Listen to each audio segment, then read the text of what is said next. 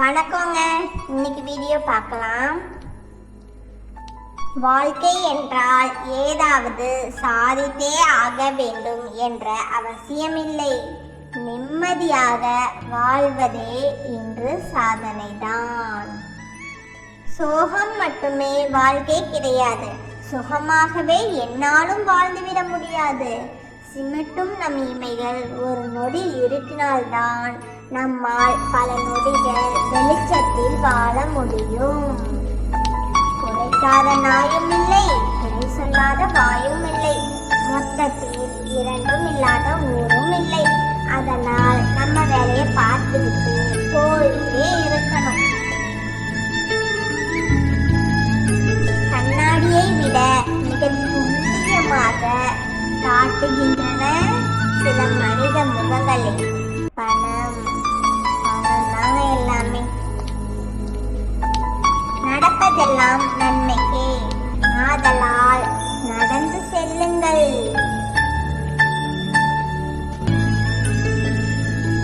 என்ன குழந்தை, எந்த ஸ்கூலு, எங்க வேலை, எவ்வளவு சம்பளம், எப்ப கல்யாணம், எத்தனை குழந்தைங்க, உடம்புக்கு என்ன ஆச்சு, என்னது செத்துட்டாரா?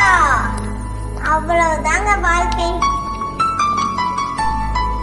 எப்படி கதறி அழுதாலும் சரி, எவ்வளவு கோடி கொடுத்தாலும் சரி, திரும்ப கிடைக்காத நாட்கள் நம் தாய் தந்தையுடன் சந்தோஷமாக வாழ்ந்த நாட்கள்.